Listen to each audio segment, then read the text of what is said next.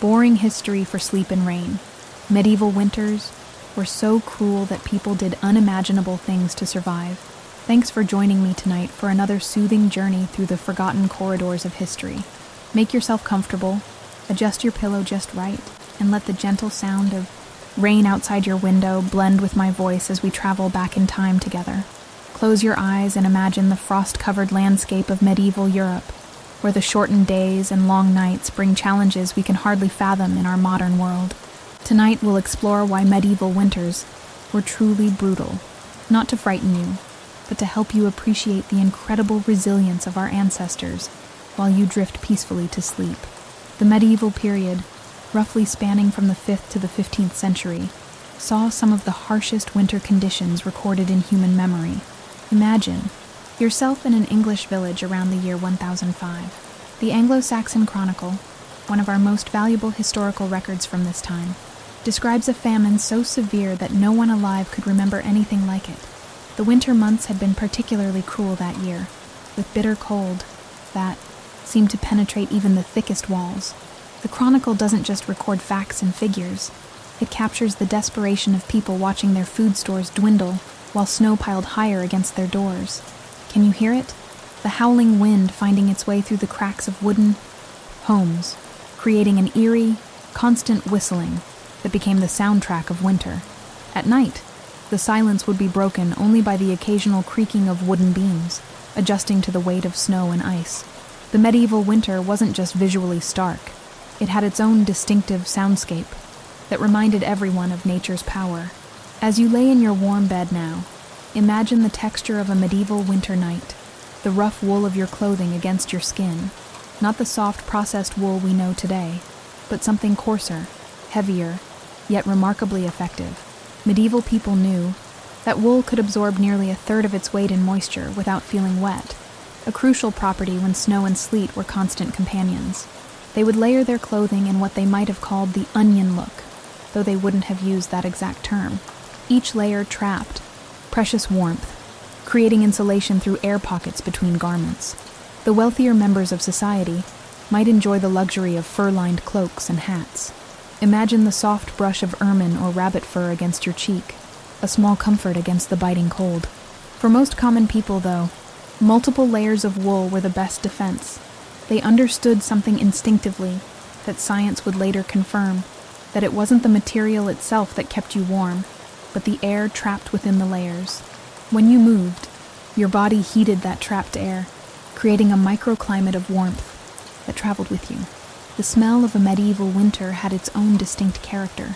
Can you imagine it? The ever-present scent of wood smoke hanging in the air, as every home kept their hearth burning as much as possible. Not the pleasant, controlled fireplace aroma we might enjoy on a winter retreat, but a more persistent, sometimes acrid smell that clung to clothing, hair, and skin. In more crowded areas, this would mix with the earthy scent of animals brought inside for warmth. Chickens, goats, perhaps even a cow sharing the living space with human inhabitants.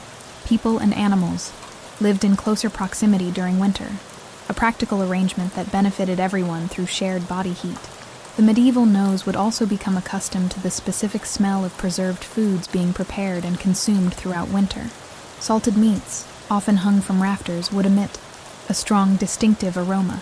Stored root vegetables, turnips, carrots, parsnips, and more would contribute their own earthy notes as they were pulled from storage and added to the cooking pot.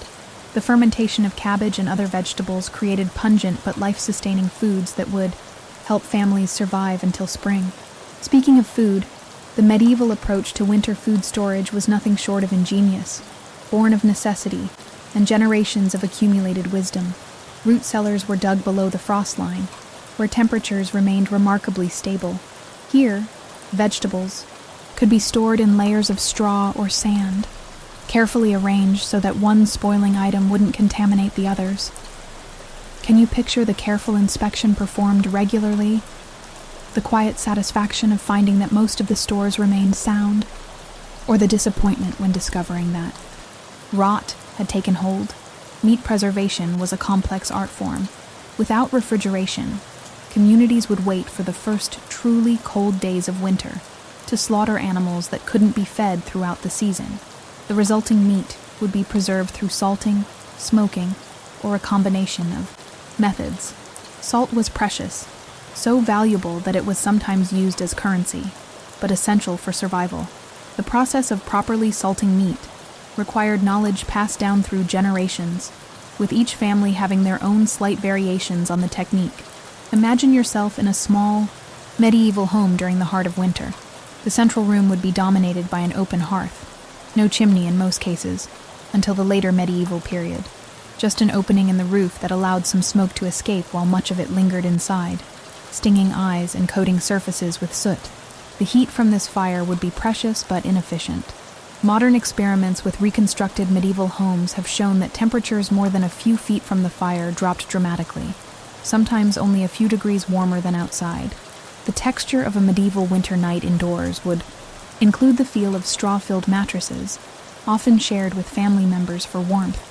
Can you sense the scratchy comfort of straw beneath you, perhaps with a woolen blanket as your only cover? The fortunate might have bed curtains surrounding their sleeping area, creating a smaller space to warm with body heat. Most people slept in at least some of the clothes they wore during the day, adding additional layers rather than changing into specific night clothes as we do now. When medieval people spoke of the bitter cold, they weren't employing a figure of speech but describing a physical sensation that could be life-threatening. Written accounts from the time describe winters where rivers and lakes froze so thoroughly that they could support the weight of loaded carts and horses. The Thames in London froze completely in particularly severe winters, leading to the famous frost fairs, where temporary markets and festivities would be held directly on the ice, though these became more common during the Little Ice Age that followed the medieval period. The brutal nature of medieval winters wasn't just about the physical discomfort of cold. Winter changed the very rhythm of life, imposing limitations that modern people rarely experience. Daylight became a precious commodity, with useful working hours dramatically reduced. Can you imagine organizing your entire life around the brief appearance of the sun? Medieval people did this by necessity, with most productive work compressed into a shortened day. Indoor lighting was limited and expensive. Candles made from beeswax were a luxury for the wealthy, while most common households relied on rushlights, reeds dipped in animal fat, or simple oil lamps that provided minimal illumination and filled homes with smoke. Many families would simply adapt to the darkness, gathering close to the hearth's light for essential tasks, and retiring to bed much earlier than we do today. The social impact of winter was profound as well. Communities drew inward, with travel becoming difficult or impossible depending on snow conditions. Roads that were merely inconvenient in summer became impassable in winter. Isolated communities had to be self-sufficient, relying on the preparations they had made during more abundant seasons. This isolation could breed a special kind of closeness, with communities dependent on mutual support for survival, but it could also lead to tensions when resources became scarce. Imagine the feeling of confinement as weeks stretched into months, with little contact beyond your immediate community. No news from neighboring villages, no traveling merchants bringing goods or stories from distant places. Winter imposed a stillness on medieval life that we can barely comprehend in our connected world, where instantaneous communication and rapid transportation have eliminated such isolation. The economic impact of harsh winters was equally significant. Agricultural work, the foundation of medieval economy, largely ceased. Some indoor crafts continued, with winter being a time for repairing tools, spinning wool, weaving textiles, and similar tasks that could be performed in limited light and warmth. But the overall economic activity contracted dramatically, creating seasonal patterns of feast and famine that shaped medieval life. For the poorest in society, winter could be a desperate time of diminishing resources. The historical record shows increased mortality during winter months, with the elderly and very young being particularly vulnerable. A bad harvest, followed by a harsh winter, could tip communities into famine conditions, leading to difficult choices about resource allocation. Yet amid this harshness, medieval people developed remarkable resilience and adaptability. They learned to read natural signs to predict weather patterns. They observed animal behavior, plant characteristics, and atmospheric conditions to prepare for coming cold. This weather folklore, often dismissed today, contain genuine wisdom derived from generations of careful observation. The material culture of medieval winter survival was ingenious in its simplicity. Consider the clothing adaptations beyond the layering we've already discussed. Hoods were a practical choice for foul weather, often featuring long capes that provided additional coverage. Footwear presented special challenges, with leather shoes offering little insulation against cold ground. The solution? Thick woolen socks and wooden pattens, a type of overshoe that lifted the wearer above the mud, snow, and cold earth. Can you imagine the sound of wooden pattens on frozen ground? The distinctive click-clack that announced someone's approach? Medieval winters also shaped architecture in specific ways. Buildings were designed with consideration for the challenges of cold weather, though always balanced against available resources and technology. In regions where wood was plentiful, houses might feature wooden shutters that could be closed against winter storms. Where stone was the primary building material, walls were thick, though primarily for structural rather than insulation purposes. The stone walls that seem so romantic to us today were often bitterly cold, with moisture condensing on interior surfaces during winter. To combat the chill, wealthy households would hang tapestries on walls, providing both decoration and a critical layer of insulation. These weren't just artistic expressions, but practical tools for winter survival.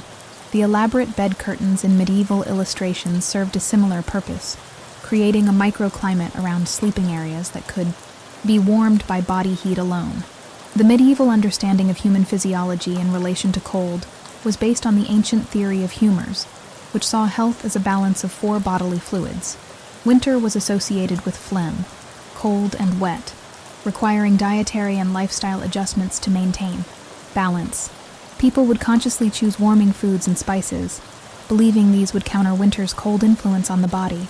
Ginger, cinnamon, and strong alcoholic beverages were considered especially beneficial during cold months, not just for their pleasant sensations, but for their supposed medical properties.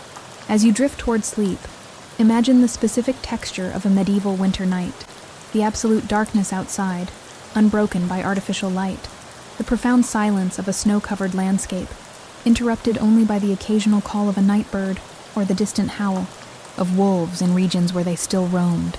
Inside, the gentle crackling of the hearth fire, the soft breathing of family members and perhaps animals sharing the space, the occasional shifting of someone seeking warmth beneath shared blankets. Can you feel the weight of woolen blankets? The distinctive sensation of straw poking through fabric beneath you?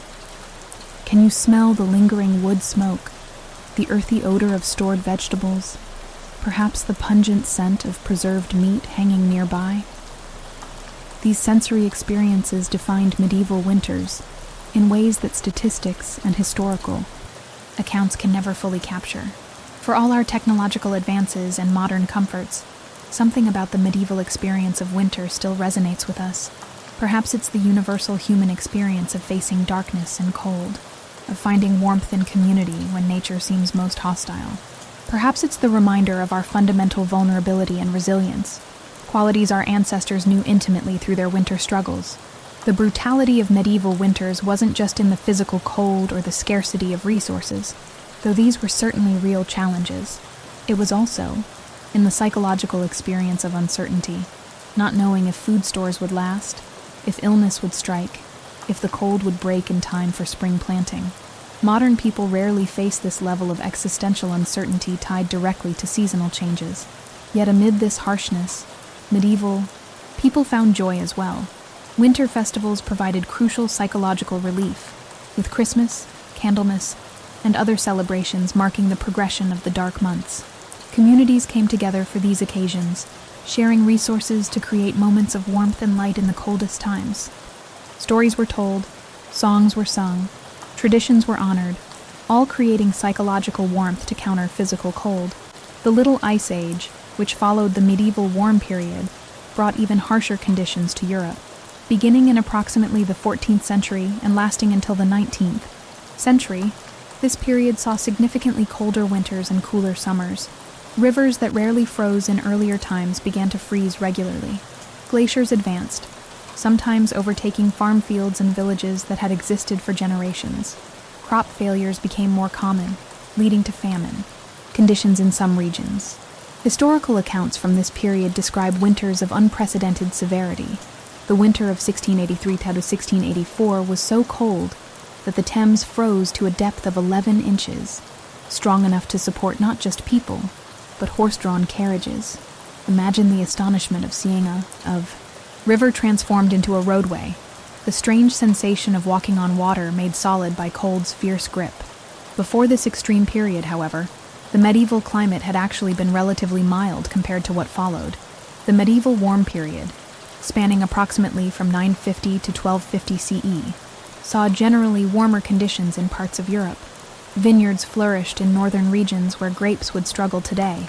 The Norse established colonies in Greenland that survived for centuries before the advancing cold of the Little Ice Age made them unsustainable. This climate fluctuation reminds us that our planet's weather patterns are not static but dynamic, shifting over centuries in ways that profoundly impact human societies. Medieval people had no understanding of climate science as we know it today, but they certainly recognized the patterns of changing weather and adapted as best they could to conditions beyond their control. As you feel yourself drifting deeper toward sleep, let's take a moment to appreciate the incredible adaptability of medieval people in the face of winter's challenges. Without modern heating, without electric light, without refrigeration or modern transportation, they developed systems and techniques that allowed communities to survive and even thrive through the coldest months. Their knowledge was practical, passed down through generations, refined by experience rather than scientific theory, yet remarkably effective. Their experience reminds us of the fundamental resilience of human communities when facing environmental challenges. It speaks to our capacity to adapt, to find solutions, to support one another through difficult times. Perhaps there are lessons in this medieval wisdom that remain relevant even in our technologically advanced age, as we face our own environmental uncertainties. In the quiet darkness of your room, as rain gently taps against your window, I hope these reflections on medieval winters have given you not just historical knowledge, but a deeper appreciation for the comforts we often take for granted. The warm bed beneath you, the temperature-controlled environment, the secure knowledge that food remains available regardless of season. These are luxuries beyond the imagination of even the wealthiest medieval noble. As you drift off to sleep tonight, perhaps you'll dream of snow-covered medieval villages, of hearth fires and woolen cloaks, of communities gathering close against winter's chill. If you've enjoyed this journey through the brutal, yet fascinating reality of medieval winters, perhaps you'll join me again for another exploration of history's forgotten corners, finding the human stories that connect us across centuries. For now, rest peacefully in the knowledge that spring always follows winter, as it did for our medieval ancestors through even the harshest cold. Good night, sleep well, and thank you for sharing this historical journey with me. As darkness settles deeper, let's turn our attention to something even more fascinating about medieval winters, the way they transformed relationships within communities. When the first hard frost arrived, the social fabric of village life changed dramatically. Neighbors who might have kept their distance during warmer months found themselves suddenly interdependent in ways that modern people rarely experience. Imagine a medieval village as winter deepens. Paths between homes become treacherous with ice and snow.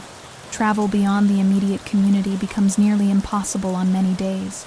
This physical isolation created a strange paradox. While households became more isolated from the wider world, they grew more intimately connected to their immediate neighbors. The shared struggle against cold created bonds that transcended the usual petty rivalries and disputes.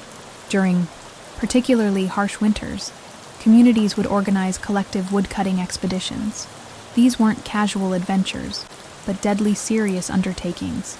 Men and older boys would venture into the forests armed with axes, working together to fell trees and transport the precious wood back to the village. The sound of many axes striking in rhythm, the shared exertion and danger, and the mutual relief of returning safely. These experiences fostered a deep sense of brotherhood that sustained communities through the darkest months. Can you hear it? The rhythmic chunk, chunk, chunk of axes biting into frozen wood, the occasional shout of warning as a tree begins to fall, the collective grunt of effort as men heave logs onto sledges for transport. These winter soundscapes defined the season as much as visual images of snow and ice. Women's work shifted dramatically during winter months as, well, with agricultural tasks suspended, female labor turned inward to the crucial activities of textile production. Long winter evenings were spent spinning wool into thread by the dim firelight. The gentle whir of the spindle became a meditative soundtrack to winter nights. Once spun, the thread would be woven into fabric on looms, a task requiring skill and attention, but generating precious heat through its physical exertion. Imagine sitting in the half-light of a winter evening, fingers working the wool, listening to the soft rhythm of the spinning wheel, and the occasional pop from the hearth fire. Your back might ache, your fingers might be chapped from the wool and cold, but there was a meditative quality to this work, a chance to let the mind wander while the hands remained busy. Medieval people didn't have the luxury of idleness during winter. Every moment needed to contribute to survival. For children, winter brought a curious mixture of hardship and opportunity. The burden of chores increased. Endless trips to bring in firewood, tending animals housed indoors, carrying water from frozen streams or wells. Yet, with agricultural work suspended, children also found more time for play when basic tasks were complete.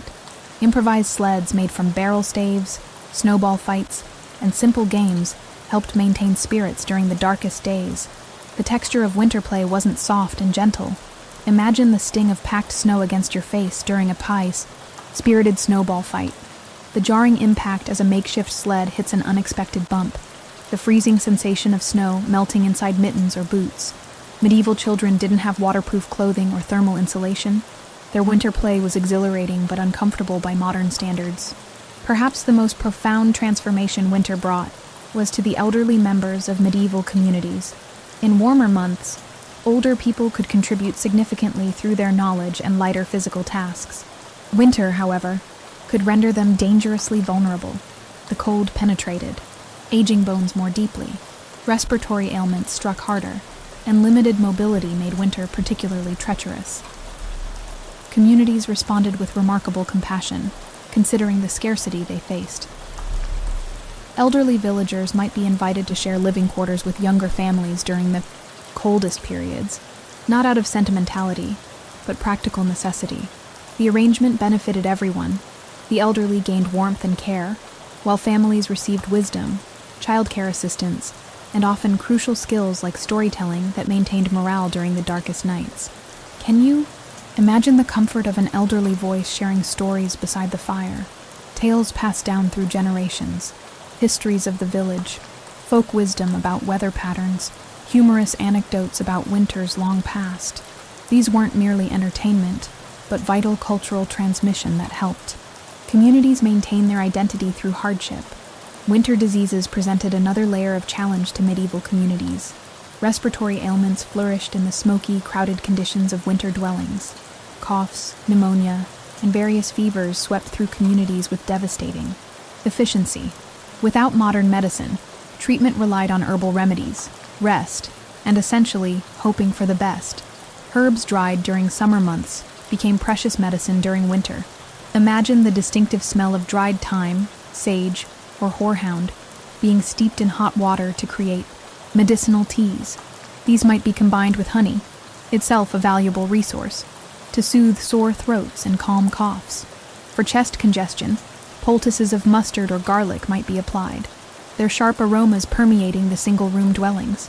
The medieval approach to winter health wasn't entirely without merit. Modern science has confirmed the mild antibiotic properties of garlic and the anti-inflammatory benefits of certain herbs. Their understanding of germ theory might have been non-existent, but generations of observation had led to some effective treatments despite the lack of scientific framework. Winter wasn't uniformly brutal across medieval society, of course. For the nobility, winter presented different challenges and opportunities. Stone castles were arguably even colder than peasant cottages. The thick stone walls that provided protection in wartime became excellent conductors of cold during winter. However, the wealthy had resources to mitigate these challenges in ways peasants could only dream of. Imagine being a lord or lady in a medieval winter. Your chambers might feature fireplaces rather than central hearths, allowing for better heat, distribution, and less smoke. Your bed would be elevated off the ground, with thick mattresses stuffed with feathers rather than straw. Fur blankets, prohibitively expensive for common people, would provide incomparable warmth. Servants would tend your fires continuously, rather than having to conserve fuel. The noble diet remained relatively diverse even in winter, due to better preservation methods and the ability to purchase imported goods. While peasants subsisted on stored grain and root vegetables, the wealthy might still enjoy preserved fruits, spiced wines, and various meats kept in specialized winter larders. These cold storage rooms took advantage of winter temperatures to preserve perishable foods, an early form of refrigeration accessible only to the privileged. Perhaps the most striking difference was in clothing. Wealthy medieval people owned multiple layers of clothing made from finer materials, silk undergowns, wool over tunic, and precious fur-lined cloaks. Their gloves might be lined with rabbit fur, their boots made of treated leather resistant to moisture. Even their headwear was more effective, close-fitting hoods that covered the ears and neck, rather than simple caps. The sensation of wearing such clothing must have been remarkably different. Imagine the smooth slide of silk against skin, the substantial weight of wool properly woven rather than roughly spun, the incomparable softness of fur against cold chapped skin. These tactile differences weren't merely about comfort, but survival. Better clothing meant better heat retention and fewer health problems. For merchants and travelers, winter presented nearly insurmountable challenges. Medieval roads, poor even in good weather, became treacherous or impassable when covered with snow and ice. Rivers that served as transportation arteries might freeze, halting boat traffic, but not yet solid enough to serve as reliable ice roads. The result was a dramatic slowdown in commerce that affected all levels of society. Imagine being a merchant with goods to sell when winter closed in. You might find yourself stranded in a town far from home, forced to seek accommodation until conditions improved. Your valuable trade goods would need protection from both thieves and the elements. Your pack animals would require food and shelter. Every day of delay meant expenses without income. A precarious situation in an era without business insurance or easy communication. For those who absolutely had to travel in winter, messengers, pilgrims with strict timelines, or those fleeing danger, the journey became a potentially deadly gamble. Without accurate weather forecasting, travelers might find themselves caught in sudden snowstorms with little shelter available. Frostbite and hypothermia claimed countless lives on winter roads, with bodies sometimes not discovered until the spring thaw revealed them. The sound of winter travel had its own distinctive character. The crunch of snow underfoot, the labored breathing of horses struggling through drifts, the eerie silence when snowfall dampened all other sounds, the howling wind across exposed plains or mountain passes. These auditory experiences created a winter soundscape both beautiful and terrifying to medieval travelers. Winter warfare, though generally avoided, created its own unique horrors. Military campaigns typically halted during winter months due to logistical challenges, but strategic necessity sometimes forced armies to remain in the field. The results were often devastating, with more soldiers dying from exposure than combat. Consider the sensory experience of being a medieval soldier in winter.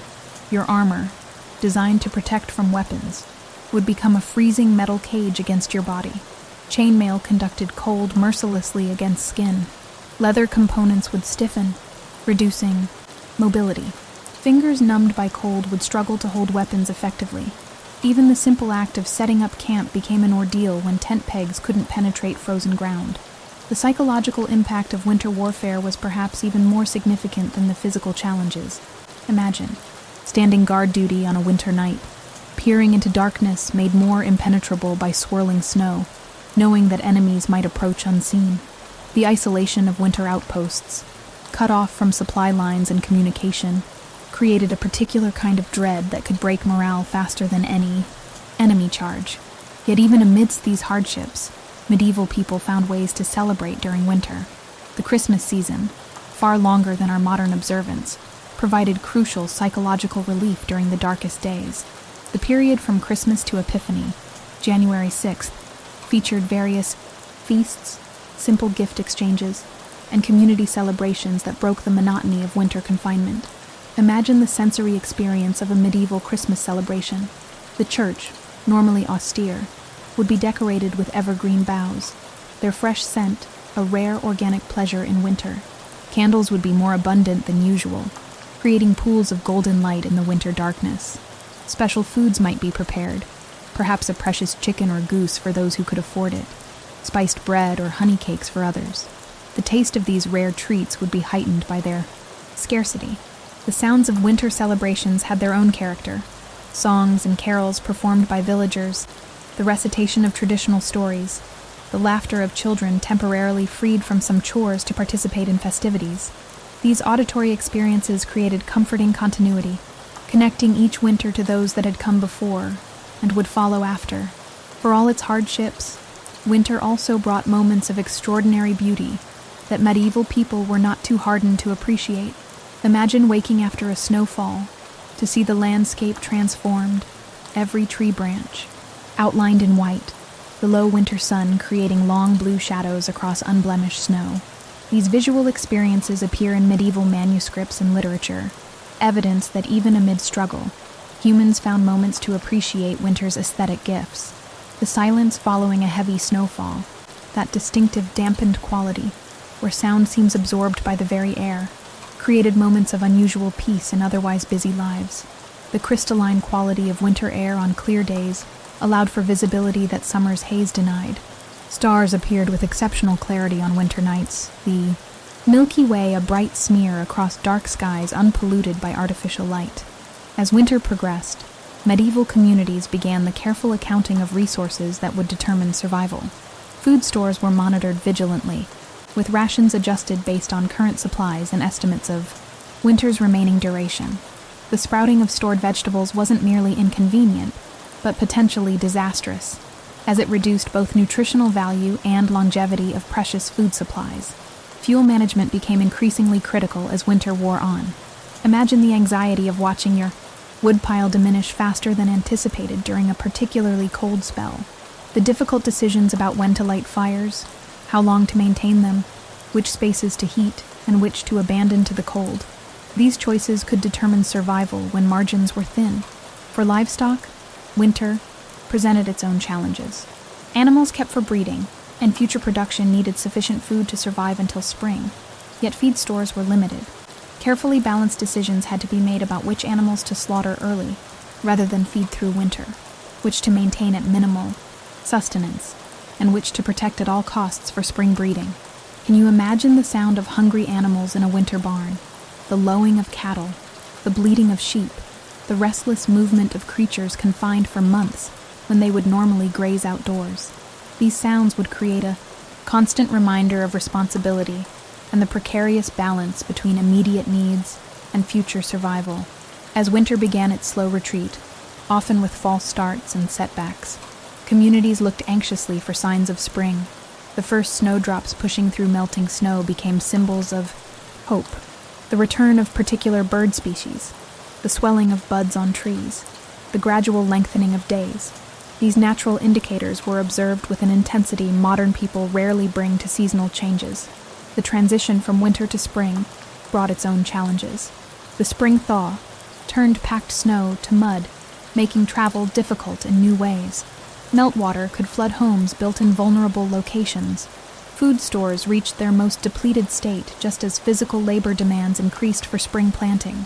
This period, known as the Hungry Gap, was often the most dangerous of the year, when winter's full impact on community resources became painfully apparent.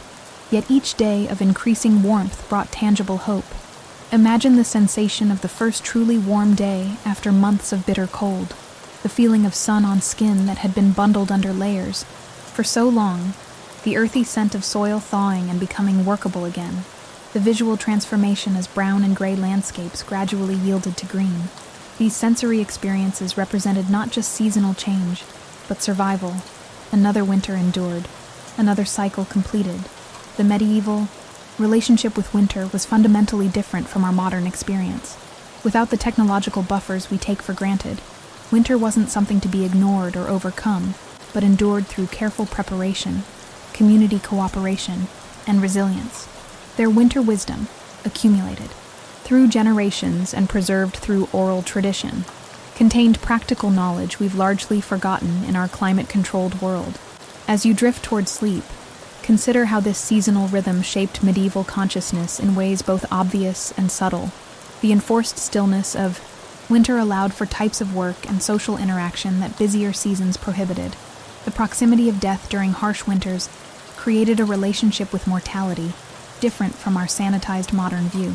The communal nature of winter survival fostered interdependence that modern individualism rarely requires. In your warm bed, with heat available at the touch of a button, and food a short drive away regardless of season, perhaps there's something valuable in reflecting on these medieval winters, not with romanticized nostalgia, but with appreciation for both human resilience and modern comforts. The medieval experience of winter reminds us of our fundamental vulnerability to natural forces, a humbling perspective worth maintaining even in our technologically insulated lives. As sleep approaches, I hope these reflections on medieval winters have provided not just historical knowledge but a deeper connection to human experience across time. The sensory memories of countless winters, the distinctive sound of footsteps on snow, the sight of breath clouding in cold air, the taste of preserved foods carefully rationed, the feel of warming hands by precious fire.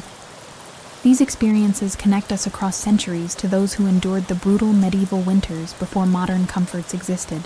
Rest peacefully, knowing that the cycle of seasons continues as it has for countless generations, but with the blessed assurance that your own winter experience will be gentler than theirs. Good night, and sleep well. Winter in the medieval world shaped religious practices in profound ways that modern observers often overlook. As you drift deeper towards sleep, imagine the rhythmic cadence of monastic prayers echoing through stone corridors during the darkest months. Religious communities structured their entire existence around the canonical hours, prayers at specific times throughout day and night. During winter, with its extended darkness, this schedule became even more challenging, as monks rose in the middle of night for the office of matins, their breath visible in the frigid chapel air. Medieval winter spirituality took on a distinctive character. The liturgical calendar cleverly positioned major celebrations during the darkest months when communities most needed psychological comfort. Advent and Christmas brought light, warmth, and communal celebration precisely when daylight was scarcest. Imagine the sensory experience of a Christmas Eve service, the rare abundance of candles creating pools of golden light, the smell of incense cutting through the winter chill, the sound of voices raised in song, providing a sensory feast during the leanest season. For rural communities, winter's enforced isolation created space for a different kind of spirituality. Folk beliefs and official Christian practices blended into a practical faith suited to survival. People hung evergreen branches, not just as decoration, but as symbols of life, persisting through death-like winter. The tradition of bringing greenery indoors had pre-Christian origins, but acquired new meanings within medieval Christianity, as signs of God's enduring presence, even in barren seasons. The winter landscape itself became a canvas for spiritual metaphor. Medieval sermons frequently compared the dormant winter earth to human souls awaiting resurrection. Snow-covering seemingly dead fields represented God's mercy, covering human sin. These weren't merely poetic images, but practical psychological tools that helped communities find meaning in the harshest season and sustain hope for spring's inevitable return. Can you picture the winter gathering in a village church? The structure provided only modest protection from the elements. Stone walls radiated cold. Windows, if glazed at all, leaked freezing drafts. Yet the physical discomfort was balanced by the comfort of routine and community. Sunday services brought people together who might otherwise remain isolated in individual homesteads for weeks. The church became both spiritual center and social hub, where news could be exchanged and communal bonds reinforced precisely when those connections were most needed. Winter nights created unique challenges and opportunities for medieval communities. When darkness fell by mid-afternoon and continued until late morning, people developed distinctive patterns of sleep, unlike our modern approach. They practiced what historians now call segmented sleep, a first sleep beginning at dusk, followed by a period of wakefulness in the middle of night, then a second sleep until dawn. This midnight waking wasn't considered insomnia, but a normal rhythm. During these quiet hours, People might tend fires, check on animals, perhaps engage in quiet conversation or contemplation. Some historical accounts suggest this middle night period was considered especially valuable for prayer or intimate conversations impossible during busy daylight hours. Imagine lying awake in the absolute darkness of a medieval winter night. No streetlights casting orange glow through windows. No digital clock faces providing reassuring numerals. Just profound darkness, occasionally broken by moonlight on snow if the clouds permitted. This darkness created a relationship with night fundamentally different from our modern experience. People developed heightened awareness of subtle sounds, the creak of wooden beams contracting in cold, the soft breathing of family members, the reassuring rustle of livestock in the connected barn area, the distant howl of wolves that reminded them of wilderness beyond their fragile shelter. Winter nights also bred stories. With agricultural work suspended and daylight limited, evening hours extended into storytelling sessions that preserved cultural memory and practical knowledge. Tales of ancestors who survived particularly brutal winters reinforced techniques for current generations. Folk stories featuring winter themes, the triumph of cleverness over cold, the rewards of generosity during scarcity, the punishment of selfishness, weren't just entertainment, but encoded survival wisdom in memorable form. Can you hear the voice of an elderly grandmother sharing tales beside the fire? Her words shaped not just how children understood their world, but how they would respond to winter's challenges throughout their lives. These storytelling traditions served practical psychological purposes, creating mental frameworks for enduring hardship, while maintaining community cohesion. Medieval winter created distinctive soundscapes now lost to modern experience. Beyond the howl of wind and crackle of fire, winter brought its own acoustic textures. The squeaking sound of footsteps on hard-packed snow, the distinctive cracking of frozen branches in forests, the haunting silence after heavy snowfall when all ambient sounds seem absorbed by the white blanket covering the landscape. The sharp reports of ice breaking on rivers or lakes as temperatures fluctuated. These sounds formed an auditory backdrop to winter life, each carrying meaningful information about weather conditions and potential dangers. Communication between communities became a serious challenge during winter months. Roads that allowed reasonable travel in summer became impassable with snow or mud. Rivers that served as transportation arteries either froze incompletely, making boat travel impossible, or froze solid enough to become temporary roads, though always with the risk of thin ice and fatal plunges. This isolation created information deserts where news traveled slowly, if at all. A significant political event might not be known in remote areas until spring thaw allowed messengers to travel again. Imagine living through a winter not knowing whether your country was at war or peace, whether the monarch still lived, whether important legal changes had occurred. This information scarcity shaped medieval consciousness in ways difficult for modern people to comprehend. The psychology of medieval winter deserves special consideration. The season imposed a distinctive mental state characterized by both confinement and community. The physical boundaries of winter, limited travel, restricted activities, contained living spaces, created conditions where people lived in extremely close proximity for months. This closeness cultivated both intimate bonds and inevitable tensions. Consider the emotional landscape of a farming family in January. The success of their careful autumn preparations now determined their survival prospects. Each day, they monitored dwindling food stores, calculating and recalculating whether supplies would last until spring. Each additional week of cold meant more fuel consumption, more strain on reserves, more risk of shortage. This constant low-grade anxiety about resources shaped winter psychology profoundly. Yet winter also brought genuine pleasures now largely forgotten. The satisfaction of being well prepared when the first snow fell, the comfort of shared warmth in a small space, the special foods reserved for winter celebrations that punctuated the season with moments of relative abundance, the cessation of certain demanding physical labors that dominated warmer months. For children especially, winter offered unique joys. Sliding on frozen ponds, tracking animals in fresh snow, the altered landscape that transformed familiar surroundings into something magical. As you sink deeper toward sleep, imagine the medieval experience of a winter. Dawn. You wake in absolute darkness, perhaps roused by the stirring of animals needing attention. The air inside your dwelling is painfully cold, Your breath forms visible clouds. The fire has burned down overnight to conserve precious fuel. Your first task is rekindling flame from carefully banked coals, a daily skill upon which life literally depended.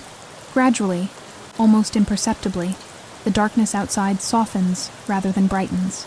Winter dawn arrives as gradual gray illumination rather than dramatic sunrise, especially on overcast days. The light reveals frost patterns on any interior, surfaces near drafts. Perhaps ice has formed in water containers left inside overnight. The day begins with immediate physical challenges: breaking ice to access water, warming stiffened hands enough to perform essential tasks, consuming cold food while waiting for the fire to heat anything that might warm your core temperature. Yet this daily winter awakening also connected medieval people to natural rhythms in ways modern humans rarely experience. They observed subtle changes in light quality that indicated weather patterns. They noticed how animals behaved differently as winter progressed toward spring. They developed embodied knowledge of seasonal transitions that informed agricultural decisions vital to survival. This intimate relationship with natural cycles, though born of necessity rather than choice, represented a kind of environmental awareness now largely lost. The medieval understanding of winter was fundamentally different from modern perspectives. Without meteorological science or global weather patterns, they explained winter through a combination of religious framework, ancient philosophical traditions, and accumulated observation. Many believed winter occurred because the sun physically moved farther from Earth. Not entirely wrong, though the mechanism was misunderstood. Others maintained that winter represented divine testing or punishment, requiring both practical preparation and spiritual endurance. Medieval medical theory viewed winter through the lens of the four humors, the belief that human health depended on balance between four bodily fluids. Winter was categorized as cold and wet, creating conditions where phlegm dominated. This explained winter illnesses like coughs and respiratory problems while suggesting preventative measures. People deliberately consumed foods classified as warming, heavily spiced dishes, strong alcoholic beverages, dense breads, to counteract winter's cold influence on the body. While modern science has replaced this humoral understanding, their observations weren't entirely wrong. The high-calorie, energy-dense diet medieval people sought during winter did help maintain body temperature in cold conditions.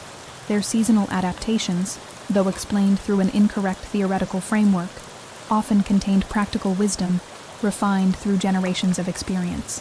For certain professions, winter brought not hardship, but opportunity. Ice harvesters waited for lakes and rivers to freeze solidly, then cut blocks of ice stored in insulated underground chambers. These ice stores would last through summer, providing refrigeration for perishable foods and medicines. An early, cold storage technology primarily available to the wealthy or commercial establishments. Charcoal makers preferred winter for their dangerous, skilled work. They carefully stacked wood in mounds covered with earth and controlled burning to create charcoal, a fuel that burned hotter and cleaner than wood, essential for metalwork. The cold, damp conditions of winter reduced fire risk in forests, while the reduced agricultural workload freed labor for this specialized task. Hunters found winter advantageous despite its challenges. Animal tracks stood out clearly in snow. Game congregated near. Limited food sources, becoming more predictable. The cold naturally refrigerated meat after successful hunts. For communities near starvation, after poor harvests, successful winter hunting could provide crucial protein when other foods ran short. As winter progressed toward spring, medieval, communities engaged in careful calculation of remaining resources. By February, often called Hunger Month in various languages, food stores reached their most depleted state, while new growth remained weeks or months away.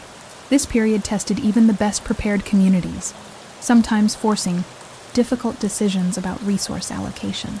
Imagine the particular quality of winter light in late afternoon within a medieval dwelling.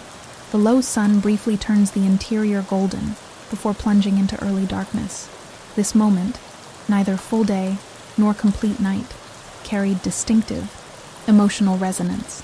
Contemporary accounts sometimes describe this transition time as nurturing both melancholy and contemplation. People gathered closer to the central fire, completing essential tasks before darkness made detailed work impossible. Winter in medieval cities presented different challenges from rural experiences. Urban streets became treacherous with accumulated waste and snow. The wealthy might continue activities by candlelight, but the poor often synchronized their lives with available daylight for economic reasons. Candles represented significant expense. Some cities imposed curfews during winter months, requiring citizens to remain indoors after dark unless carrying approved light sources, both a safety measure and social control mechanism. The sensory experience of winter markets differed from warmer seasons. Vendors sold goods with gloved hands, their breath visible as they called out wares. Foods that would quickly spoil in summer could be displayed longer in winter's natural refrigeration. The smell of spiced wine or ale, heated with hot pokers, wafted through market squares, both enticement to customers and practical warming beverage for merchants, standing for hours in the cold. By late winter, certain subtle signs indicated the coming transition toward spring. Days lengthened perceptibly. Snow melted from south-facing slopes while remaining in shadowed areas. Particular birds returned or changed their calls. Medieval agricultural texts pay close attention to these indicators, advising farmers on preparations necessary before actual spring arrived. The first spring plowing represented both practical necessity and symbolic transition, breaking winter's hold on the earth itself. For all its harshness, medieval winter carried certain beauty only partly captured in manuscript illustrations and poetry from the period. The unique quality of light reflected from snow transformed familiar landscapes. Ice formations created natural sculptures in streams and waterfalls. Frost patterns on windows resembled delicate botanical illustrations. These aesthetic dimensions didn't negate winter's dangers, but existed alongside them, occasionally noted by observers sensitive to both winter's threats and its distinctive splendor. As you drift deeper into relaxation, imagine winter's gradual release of its grip on the medieval world. The first snowdrops pushing through melting snow, the return of birdsong that had been largely absent during deepest winter, the distinctive scent of thawing earth carrying the promise of renewal. These sensory experiences represented not just seasonal change but survival. Another winter endured, another cycle completed. The wisdom medieval people accumulated about winter survival deserves our respect rather than condescension. Without modern technology, they developed sophisticated systems for food preservation, heat conservation, and weather prediction. Their seasonal adaptations, though explained through frameworks we no longer accept, contained practical knowledge refined through generations of experience. Their winter resilience reminds us of human adaptability in challenging conditions, finding ways to endure, create community, and even find moments of beauty and meaning within the harshest season. As you fall asleep tonight, perhaps you'll carry with you a deeper appreciation for both the comforts of your modern winter experience and the remarkable resilience of those who faced medieval winters without our technological buffers. Their story is not just one of hardship, but of human ingenuity, community cooperation, and the eternal cycle of seasons that continues to shape our world, despite all technological advances. Sleep well, knowing that you've glimpsed a winter world, both utterly different from our own, yet connected through the universal human experience of darkness, cold, and the inevitable return of spring. One fascinating aspect of medieval winters that's often overlooked is how dramatically they shaped medieval architecture.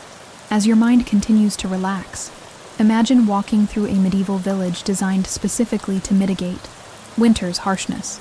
Houses were typically positioned to maximize southern exposure, capturing precious sunlight during short winter days. Windows, when they existed at all, were small and strategically placed, a balance between admitting light while minimizing heat loss. In northern regions, buildings were often clustered tightly together, creating natural windbreaks against winter storms. If you were to run your hand along the wall of a medieval winter dwelling, you'd feel the practical adaptations born from generations of winter experience. In regions where wood was plentiful, walls were constructed with heavy timber frames filled with wattle and daub, a mixture of clay, straw, and sometimes animal dung that provided surprising insulation. In stone buildings, walls were made extraordinarily thick, not primarily for insulation, but for structural support, though the massiveness did provide some thermal benefit. albeit with considerable thermal lag. The medieval roof contained winter wisdom we've largely forgotten. Steep pitches weren't merely stylistic choices, but practical designs that prevented snow accumulation and potential collapse. Thatched roofs, far from the primitive covering we might imagine, provided remarkable insulation. The layered straw or reeds created countless tiny air pockets that trapped warmth below while shedding water above. A well-maintained thatch could last decades while providing better insulation than many modern alternatives. Beneath your feet in a medieval winter home, you'd feel the practical flooring adaptations.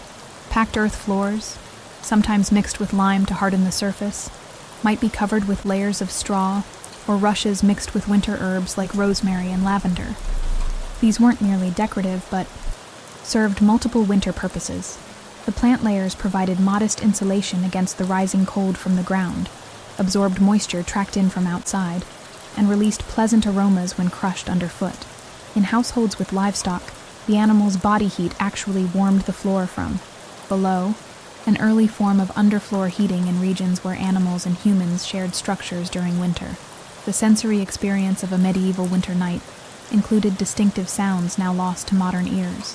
When temperatures plummeted, the wooden structure of buildings contracted, creating a symphony of creaks and groans that medieval sleepers simply incorporated into their nighttime soundscape. On particularly cold nights, the sudden sharp crack of a tree splitting from frost in nearby forests might momentarily disturb sleep, a sound like a distant gunshot cutting through winter's silence. Medieval winter nights were characterized by a darkness modern humans rarely experience. Without light pollution, the night sky displayed stars with astonishing clarity when clouds permitted. Moonlight on snow created enough illumination for necessary nighttime journeys between buildings. Without artificial light, a natural luminescence that medieval people relied upon when planning essential activities during winter nights. Winter brought changes to medieval bathing practices that modern sensibilities might find challenging. The already infrequent practice of full-body bathing became even rarer during cold months. The prospect of stripping in unheated spaces and risking the chill that might follow even warm water was simply too dangerous in a world without antibiotics. Instead, medieval people practiced targeted hygiene, washing hands and faces daily while reserving full bathing for special occasions or medical necessity. Imagine the sensory experience of winter bathing for those rare occasions when it occurred.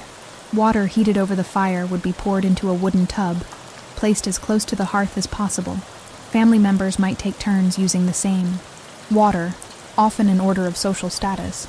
Another reason full bathing remained limited. The contrast between the steaming water and cold air created a brief, luxurious warmth, followed by the frantic donning of clothing before body heat dissipated. For most, this elaborate process simply didn't justify the fuel expenditure when more practical spot cleaning served basic needs. Winter changed how medieval people experienced time itself. Without precise mechanical clocks, time was marked by natural light, church bells, or simple hourglasses and candle clocks, all methods affected by winters. Altered rhythms. The dramatically shortened days compressed productive hours, creating a distinctive winter schedule. Work requiring visual precision might be possible for only 6 hours, compared to double that in summer. This compression of useful daylight created a winter-specific pace that modern humans, with our electric lighting and consistent 24-hour schedules, can barely comprehend. The perception of winter's duration differed markedly from our modern experience. Without accurate calendars in most homes, winter was measured by observed natural phenomena rather than dates. People noted the winter solstice not by December 21st, but by recognizing the day when shadows reached their longest point at noon, the gradual return of specific birds, the first appearance of certain plants, the changing position of sunrise along the horizon. These observable events marked winter's phases more reliably than abstract dates. For medieval children, winter education took distinctive forms. With agricultural work reduced, winter often became the primary season for formal and informal learning. Village priests might teach basic literacy during these months. More commonly, practical skills were skills transmitted between generations. Girls learning textile production from mothers and grandmothers. Boys apprenticing to fathers in winter-specific crafts like woodworking or tool repair. Imagine sitting beside an experienced weaver on a winter afternoon. your fingers gradually mastering the complex patterns of thread while absorbing generational knowledge shared through stories and observations.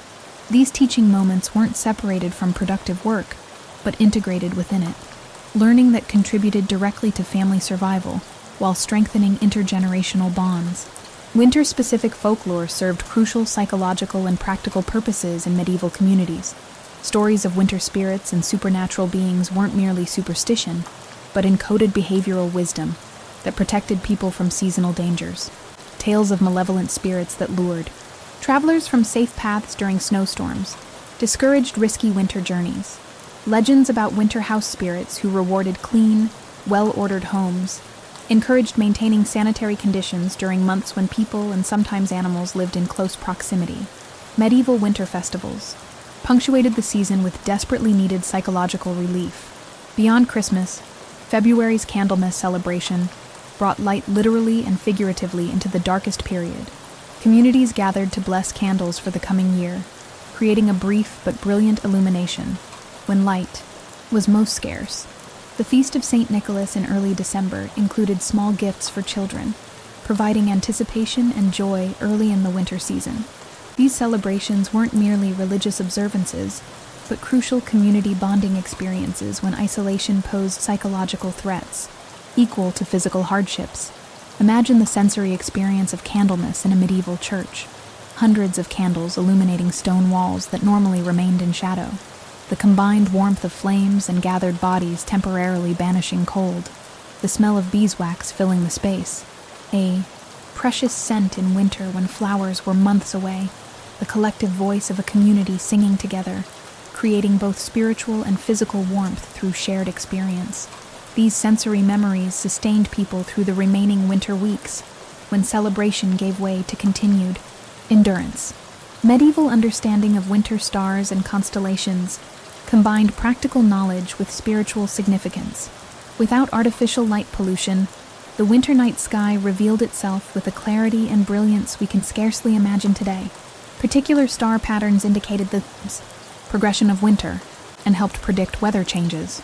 The Pleiades cluster, known colloquially as the Seven Sisters, or by various regional names, received special attention in winter months when it appeared prominently in evening skies. Its visibility or haziness was used to predict coming weather with surprising accuracy, as modern meteorologists have confirmed certain correlations between atmospheric conditions and stellar visibility. For those tending animals, winter created specific challenges requiring specialized knowledge. Determining appropriate feed quantities became a delicate calculation, enough to keep animals alive and reasonably healthy, but carefully rationed to ensure supplies lasted.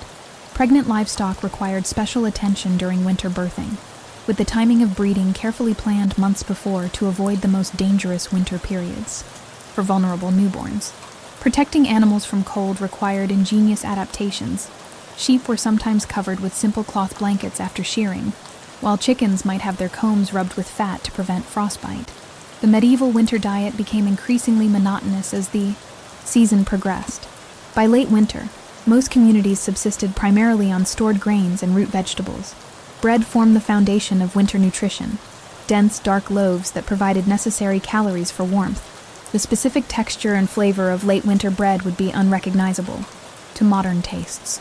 Made from the remnants of grain supplies that had been stored for months, often stretching flour with ground peas or beans as wheat dwindled. These loaves were heavy, coarse, and sometimes bitter, but represented survival itself. Imagine the sensory experience of late winter, eating. The distinctive taste of cabbage preserved through fermentation, sharper and more pungent than fresh versions. The mealy texture of stored apples that had survived in cold cellars but lost their crispness. The particular satisfaction of hot porridge on cold mornings, perhaps the most enduring food memory across generations of winter survival. These foods weren't merely sustenance, but carried emotional significance as the tangible results of careful summer and autumn preparation. Winter's impact extended into medieval legal and governance systems in surprising ways. Many courts suspended operation during the deepest winter months, when travel became too dangerous for participants. Important political assemblies were carefully scheduled around winter's limitations. Temporary winter-specific regulations appeared in many towns, rules about snow removal from public areas, requirements for hanging lanterns during early darkness, prohibitions against certain fire hazards heightened during winter heating. Medieval winter also shaped human relationships in distinctive ways. Marriage patterns show fascinating seasonal variations, with significant increases in weddings, immediately before and after winter, but few during its depths. Childbirth, though obviously not seasonally planned in individual cases, shows statistical patterns influenced by winter conditions. Historical demographers have noted birth decreases 9 months after particularly harsh winter periods, evidence of how environmental stress affected even the most basic human functions. For the medieval peasant family, winter created a curious economic paradox. While agricultural income ceased entirely, certain expenses increased dramatically, particularly for heating and lighting. This seasonal, financial pressure created distinctive economic patterns we can still trace in historical records. Debt typically increased during late winter before being resolved after harvest.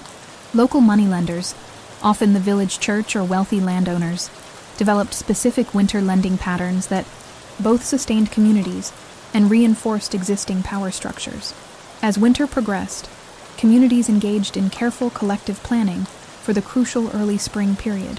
While deep winter imposed relative inactivity, the transition to spring required precisely timed preparation that couldn't wait for fully favorable conditions. Seeds were checked and sorted during the final winter weeks. Plowing tools underwent final repairs. Complex calculations determined exactly when to begin field preparation. Too early risked damage from late frosts. Too late reduced the growing season. These decisions relied on generational wisdom, transmitted through observation of subtle natural indicators most modern people would fail to notice. Imagine yourself in a medieval household during the final weeks of winter. The quality of light has changed subtly, still arriving late and departing early, but with a different character that experienced observers recognize as transitional. Certain birds have returned, beginning pre-dawn songs that were absent during deepest winter. The distinctive smell of thawing earth occasionally rises during midday hours before frost returns at night. These sensory experiences aren't just pleasant changes, but crucial information guiding agricultural planning. The medieval relationship with winter embodies a worldview markedly different from modern perspectives. Without the expectation that technology should overcome natural limits, medieval people accepted winter's restrictions while developing remarkable adaptations within those constraints. Their winter wisdom wasn't merely about survival techniques, but encompassed psychological resilience, community cooperation, resource management, and sustainable living within environmental limitations. These principles, born from winter necessity, might offer valuable insights for contemporary challenges, despite the vast technological differences separating us from medieval experience. As you drift deeper toward sleep, consider how the cyclical nature of winter shaped medieval consciousness in profound ways. The certainty that winter would eventually yield to spring provided a natural metaphor for endurance through hardship. Religious teachings reinforced this perspective, connecting seasonal cycles to spiritual principles of death and rebirth. The medieval winter experience wasn't merely about physical survival, but contained philosophical dimensions, lessons about patience, preparation, community interdependence, and the inevitable return of better conditions after periods of scarcity. The sounds of winter's end would bring particular joy to medieval ears: the dripping of icicles during increasingly warm days, the gurgle of streams released from ice, the return of birdsong that had been largely absent during deepest cold, the distant church bells announcing Easter's approach, a celebration perfectly timed to coincide with natural renewal. These auditory experiences represented not just seasonal change, but survival itself. Another winter endured, another cycle completed. As sleep approaches, I hope these reflections on medieval winters have provided both historical perspective and a deeper appreciation for the fundamental resilience of human communities. The medieval experience reminds us that winter has always required adaptation, always imposed limitations, and always eventually yielded to spring's renewal. This cyclical certainty provided hope during the darkest medieval nights, just as it can comfort us through metaphorical winters in our own lives. Rest peacefully, knowing that you've glimpsed a winter world both utterly different from our own, yet connected through the universal human experience of darkness cold, and the inevitable return of warmth. Good night, and sleep well. The transition from winter to spring wasn't merely a change of seasons for medieval communities, but a profound psychological and spiritual rebirth. Imagine the cautious hope that came with the first sustained warm days, the tentative unfurling of new leaves, the gradual softening of soil, the return of particular birds whose songs had been absent for months. These weren't just pleasant changes, but vital indicators that the period of maximum vulnerability was ending.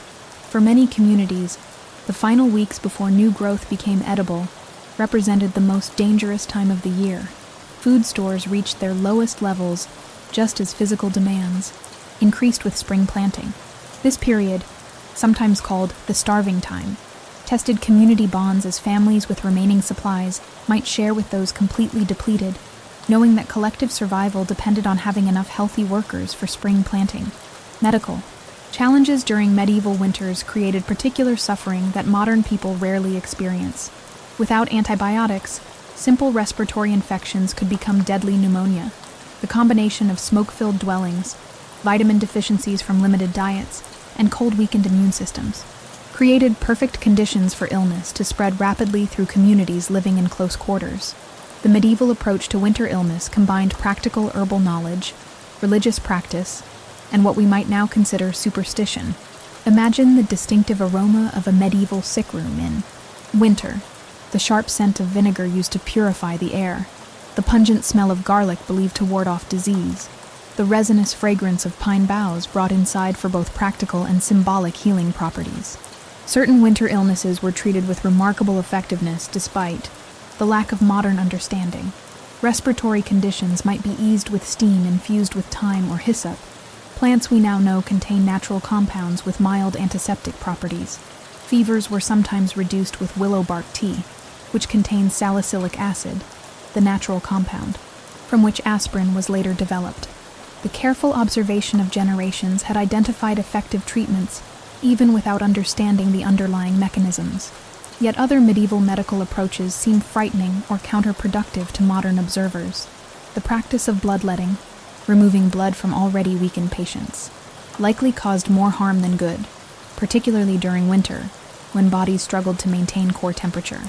The belief that illness represented imbalance of bodily humors led to attempts to balance the patient through various extreme interventions, rather than supporting natural healing processes.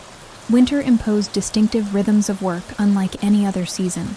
With agricultural labor largely suspended, communities turned attention to tools and infrastructure. Imagine the distinctive sounds of a medieval winter workshop, the rhythmic scraping of knives being sharpened, the measured tapping of wooden handles being fitted to metal implements, the satisfying crack of a freshly split wooden bucket stave. These winter maintenance tasks ensured that when spring arrived, the community could immediately begin essential planting, without delay. For women, winter brought intensified focus on textile production. Modern archaeological evidence shows increased wear on spinning and weaving tools from winter months. Imagine the steady whir of the spindle, the repetitive thump of the loom beater, the soft rustle of fibers being sorted and prepared. These sounds formed the acoustic backdrop to female winter labor. The textiles produced weren't luxury items, but essential protection against cold, making this work literally life-preserving. Children's roles shifted dramatically during winter. With less outdoor agricultural work, children spent more time learning indoor crafts and skills from older generations. Winter evenings became informal classrooms, where practical knowledge transferred through observation, imitation, and direct instruction. Young girls learned increasingly complex spinning and weaving techniques. Boys practiced carving, repair skills, and tool maintenance. This winter knowledge transfer ensured cultural and technical continuity between generations. Winter crafts took on special significance during these months of confinement. The making of candles, a time-consuming process of repeatedly dipping wicks into melted tallow or precious beeswax, was often a communal activity that combined practical necessity with social interaction. Imagine the distinctive smell of melting tallow, the careful attention to maintaining proper temperature, the satisfaction of seeing completed candles, cooling and hardening, sensory experiences that defined winter production. Basket weaving represented another important winter craft. With agricultural work paused, time could be dedicated to creating containers needed for the coming harvest season. The rhythmic process of weaving reeds, wood, splints, or straw into functional forms required minimal tools but considerable skill. These handmade items weren't decorative, but essential infrastructure for agricultural communities, their creation perfectly timed during winter's enforced pause from fieldwork. Wood carving flourished during winter evenings. By firelight, men carved everything from practical implements like spoons and bowls to decorative items that brought beauty into otherwise austere surroundings. The satisfying curl of a wood shaving, the distinctive scent of different woods being worked, the meditative quality of this focused handwork. These sensory dimensions created a winter-specific craft experience that combined utility with creative expression. The medieval experience of winter varied dramatically by region, creating distinctive adaptations to local conditions. In Scandinavia and northern areas, communities developed sophisticated technologies for moving across snow, including various forms of skis and sleds that allowed hunting and limited travel to continue despite deep snow.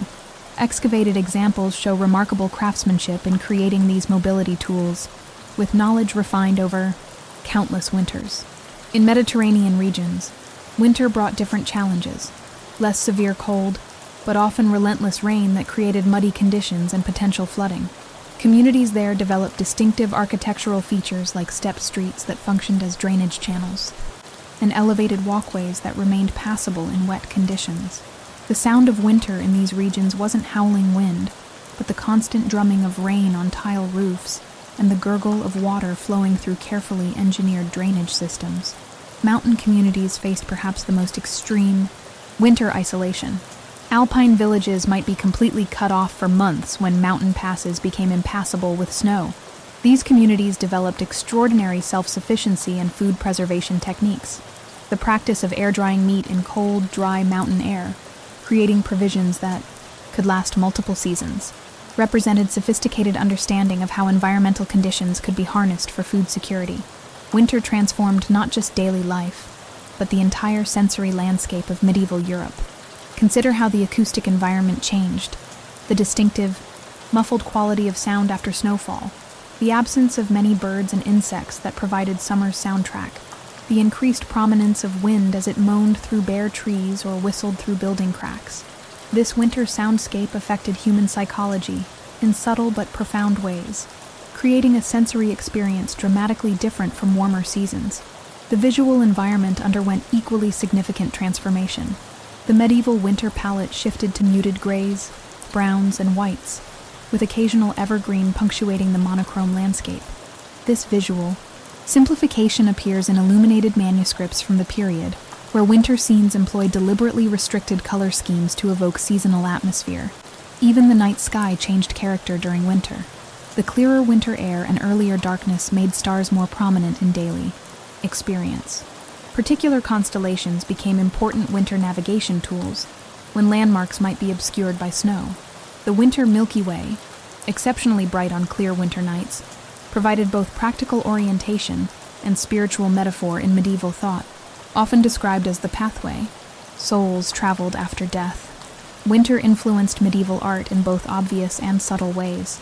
Manuscript illustrations depicting winter scenes capture not just activities like hunting in snow or gathering firewood, but the distinctive quality of winter light. Artists portrayed winter trees with remarkable accuracy, not generic shapes, but specific forms recognizable to modern botanists as particular deciduous species in their winter state. This attention to seasonal detail reveals how deeply winter's visual transformations impressed themselves on medieval consciousness. Literature and poetry from the period frequently employ winter as both setting and metaphor. The physical hardships of winter served as powerful analogies for spiritual struggles or emotional desolation. Yet these same texts often end with the promised return of spring, making winter a symbol not just of hardship, but of temporary trial before inevitable renewal. This framework helped communities maintain psychological resilience through the darkest months. For nobility, winter brought distinctive pleasures unavailable to common people. The medieval hunt took on special character during winter months. Tracking animals became easier in snow, creating opportunities for successful pursuit of deer, boar, and other game. Imagine the sensory dimensions of an aristocratic winter hunt: the crisp sound of horses moving through snow, the visible steam of their breath in cold air, the contrast of bright blood against white when quarry was taken. These hunts provided both recreation and practical meat supplies during months when domestic livestock might be limited. Castle life adapted to winter's constraints through distinctive social practices. With outdoor activities curtailed, indoor entertainments gained prominence. Chess and other board games, music performances, extended storytelling, and occasionally theatrical presentations provided both entertainment and essential psychological relief from winter confinement. The crackle of larger fires in great halls, the rustle of heavier fabrics in winter clothing, the enhanced acoustics of stone spaces, these sensory elements defined the aristocratic winter experience.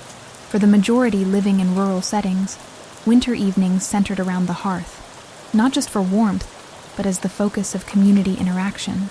Families and sometimes neighbors gathered in the limited circle of light and heat, engaging in what might be called the original slow entertainment: conversation, reminiscence, instructional stories, and songs passed through generations. The physical closeness imposed by gathering near the single heat source created intimate social bonds distinct from the more distributed activities of warmer seasons. Winter's extended darkness profoundly affected medieval sleep patterns in ways modern people rarely experience. Without artificial lighting, communities generally followed natural light cycles more closely than we do today. The winter dark phase might extend to 16 hours or more in northern regions. Rather than fighting this pattern, medieval people generally adapted to it, developing distinctive winter sleep habits that included longer total sleep time and sometimes segmented sleep patterns. The psychological impact of extended darkness wasn't entirely negative. Historical and anthropological evidence suggests that winter's enforced slowdown created space for types of introspection, creativity, and social bonding that busier seasons prohibited. The winter mood wasn't uniformly depressed but rather differently focused, turned inward toward contemplation, community maintenance, and specialized indoor skills that sustained cultural knowledge. The transition from winter to spring came with its own distinctive rituals and celebrations across medieval Europe. Many pre-Christian observances had been absorbed into Christian practice while maintaining their essential character as markers of winter's end. The carrying of greenery, symbolic clearing of spaces, special foods associated with renewal. These practices helped communities mentally transition from winter's constraints to spring's possibilities. Winter survival relied heavily on technological adaptations, now largely forgotten. Consider the sophisticated design of medieval fireplaces and hearths, which evolved through centuries of refinement. The specific angle of smoke hoods, the placement of smoke bays, the development of screens that reflected heat back into rooms. These weren't random features, but carefully engineered solutions to the challenge of maximizing heat while minimizing smoke and fuel consumption. Clothing technology represented another area of winter innovation. Modern reconstructions of medieval winter garments reveal sophisticated layering systems that created effective insulation. The specific weave patterns of winter fabrics were designed to trap air between fibers, creating additional thermal barriers. Wool processing techniques produced water-resistant outer layers that shed snow and rain while allowing body moisture to escape, a property modern technical fabrics attempt to replicate. Food preservation technologies reached their highest importance during winter. The specific techniques for smoking meats, controlling temperature, selecting wood types, for particular flavor and preservation properties, maintaining optimal humidity, represented specialized knowledge refined over generations. These weren't simply cooking preferences, but critical survival technologies that determined whether communities would have protein sources throughout winter months. As spring approached, medieval communities engaged in careful assessment and planning. Seeds preserved from previous harvests were inspected for viability. Remaining food stores were calculated against expected weeks, until new growth provided forage and early crops. Draft animals were gradually reintroduced to work after winter reductions in feed, carefully conditioned to resume plowing and other heavy labor. These transition activities reflected sophisticated understanding of resource management, critical to community survival. The medieval winter experience contains lessons that remain relevant despite our technological insulation from seasonal challenges. Their intimate knowledge of natural cycles, their careful resource management, their community interdependence during scarcity, these approaches reflect wisdom we might reconsider as we face contemporary environmental challenges. As your consciousness drifts toward sleep, perhaps you'll carry with you a deeper appreciation for how winter shaped human experience for countless generations before modern heating, lighting, and food systems. The medieval relationship with winter wasn't simply about enduring hardship, but about developing sophisticated adaptations, finding meaning in seasonal rhythms, and maintaining community bonds when they mattered most. While we might not wish to return to the physical challenges they faced, there's something valuable in remembering this winter wisdom, the careful attention to natural patterns, the conservation of resources, the heightened awareness of interconnection between community members, the recognition that darkness and cold weren't simply enemies to be vanquished, but conditions that shaped distinctive forms of human ingenuity and connection. Sleep now, warm and secure, carrying with you both gratitude for modern comforts and respect for those who navigated winter's challenges through centuries of developing knowledge that ultimately led to our present world. Good night, and peaceful dreams. The transition from winter to spring brought rituals and celebrations that mark this critical seasonal turning point. Candlemas on February 2nd, known formally as the Feast of the Purification of the Virgin, carried special significance in the medieval mind. Though ostensibly Christian, this celebration retained elements of earlier traditions marking winter's midpoint. Farmers believed that Candlemas weather foretold spring's arrival, an observation captured in folk rhymes still remembered today. If Candlemas Day be fair and bright, winter will have another flight. If Candlemas Day brings cloud and rain, winter won't come again. Imagine attending a Candlemas service in a medieval church. The building would be illuminated by more candles than at any ordinary service, creating an unusual brightness during the darkest season. Each person brought candles to be blessed, a practical consideration as much as spiritual, since these blessed candles were believed to provide special protection against winter storms and illness. The scent of beeswax filled the space, a precious luxury during late winter when honey supplies dwindled. These sensory elements, light, warmth, sweet fragrance, provided psychological comfort precisely when winter's grip felt most unyielding. The weeks following Candlemas brought mounting anticipation mixed with anxiety. Food reserves reached their lowest levels, while physical demands increased as preparation for spring planting began. This period became a test of winter planning and community cohesion. Well-organized villages maintained emergency stores for households whose supplies ran short, not from charity, but practical recognition that community survival depended on mutual support. Imagine the complex emotions of a medieval household in late February, assessing dwindling stores, while watching anxiously for signs of spring. Each warm day brought hope. Each return to freezing temperatures created despair. This emotional roller coaster characterized the transition between seasons, creating a relationship with weather far more intimate and consequential than modern experience. Winter's impact varied dramatically by region across medieval Europe, creating distinctive local adaptations worth exploring as you drift deeper toward sleep. In Scandinavian countries, winter's grip lasted longer, but communities developed specialized technologies for survival. Skis and snowshoes facilitated travel across deep snow. Ice fishing techniques provided crucial protein when other food sources dwindled. Homes featured sophisticated central hearths with heat-retaining stone structures that maximized warmth from limited fuel. The distinctive sound of skis gliding across snow became part of the winter soundscape in northern regions. Can you imagine that gentle swooshing, the rhythm of poles striking packed snow, the squeak of frozen particles compacting beneath wooden runners? These auditory experiences represented not recreation, but essential transportation technology, developed through generations of winter adaptation. Mediterranean regions experienced milder winters, but faced different challenges. Buildings designed to maximize cooling during scorching summers proved uncomfortable during even moderate cold. Without consistent freezing temperatures, food preservation became more challenging, requiring different techniques than northern regions employed.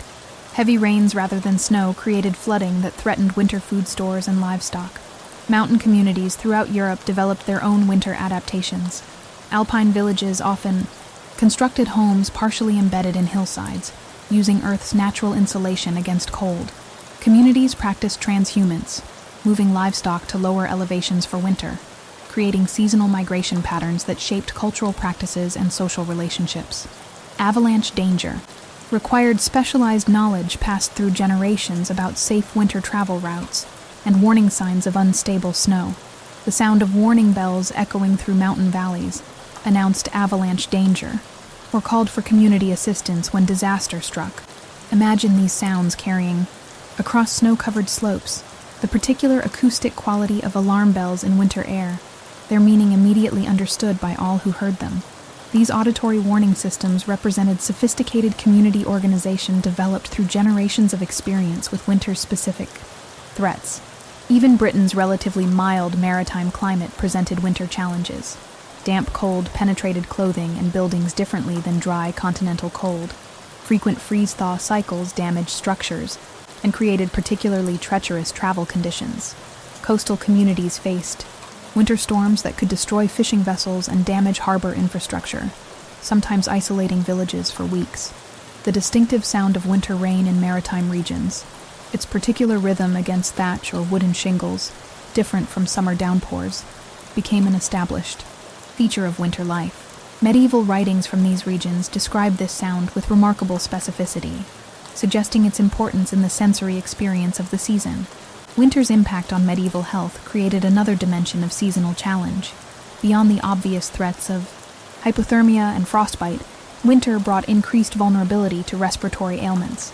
Smoke-filled dwellings irritated lungs and eyes while creating environments where certain pathogens thrived. Limited ventilation, a necessary trade-off for heat conservation, meant that once illness entered a household, it easily spread among all members. Medieval medicine approached winter health through preventative measures based on humoral theory. Diet adjustments sought to counter winter's cold and wet qualities with warm and dry foods. Strongly flavored preserved meats, dried fruits soaked in wine or honey, bread-based dishes with heating spices like ginger or pepper. These weren't simply flavor preferences, but deliberate health strategies aligned with medical understanding of the time. The sensory experience of winter healing practices had its own distinctive character. Imagine the pungent smell of a mustard plaster applied to chest or back for respiratory complaints, the burning sensation against skin balanced against its perceived therapeutic benefit. Picture steam rising from herbal infusions, their aromatic compounds filling small dwellings with scents of thyme, horehound, or sage, plants carefully dried during summer specifically for winter healing. These sensory aspects of medieval winter medicine connected people to natural cycles and reinforced seasonal awareness. For children, winter illness created particular vulnerability. Without modern pediatric medicine, common childhood diseases became significantly more dangerous during winter months. Communities developed careful practices of quarantine when particularly contagious illnesses appeared, sometimes designating specific houses for the sick or marking affected dwellings with distinctive signs to warn visitors. The elderly faced their own winter challenges. Those who had survived multiple decades had weathered many winters, accumulating practical wisdom valuable to the community. Yet each passing year made cold's physical impacts harsher on aging bodies. The medieval approach balanced respect for elders' knowledge with practical recognition of their increased vulnerability, often arranging housing to allow older community members to share living space with younger families during coldest months, an arrangement benefiting both through shared warmth and transmitted wisdom. Winter brought distinctive sensory experiences rarely encountered in other seasons.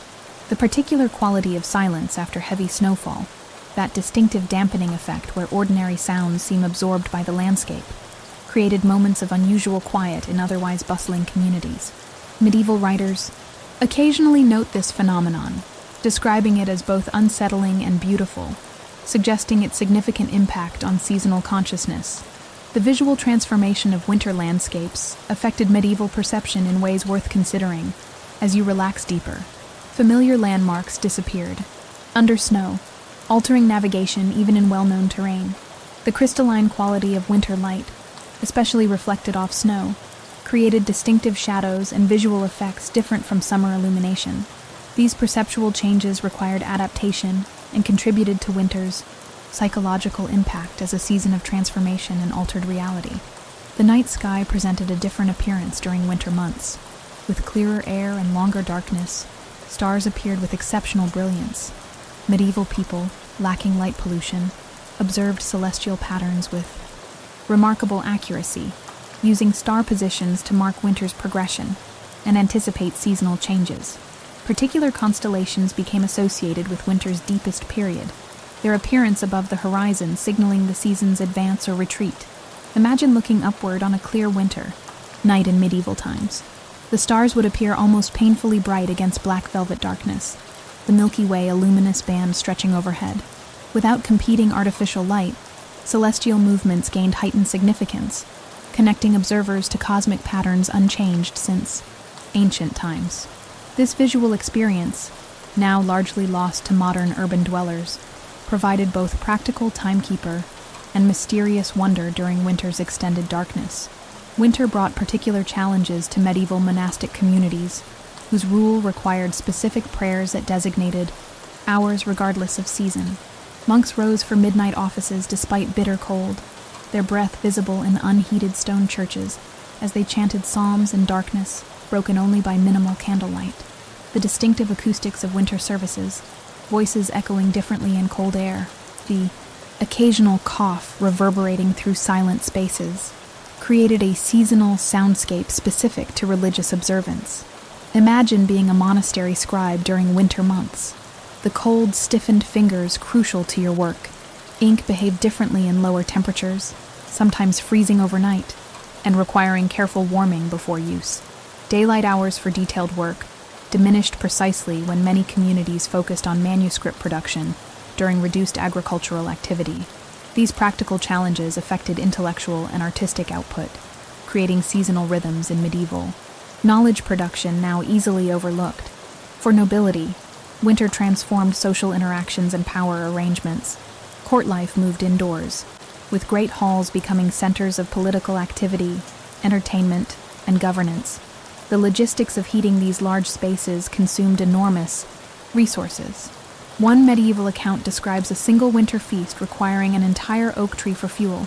The politics of proximity became crucial as those seeking royal or noble favor competed for positions near the warmth of central hearths, a literal as well as figurative measure of status. The sensory experience of noble winter gatherings had its own distinctive character. Imagine the great hall of a medieval castle during a winter feast. Tapestries covered stone walls, providing both decoration and crucial insulation. Rushes mixed with herbs covered floors, their scent released when crushed underfoot, temporarily masking less pleasant odors in crowded spaces. The sound of musicians competed with general conversation, creating a constant background hum, increased by indoor confinement.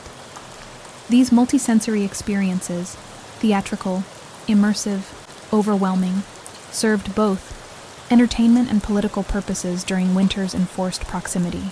For common people, winter evenings created opportunities for specific types of indoor work impossible during busy agricultural seasons.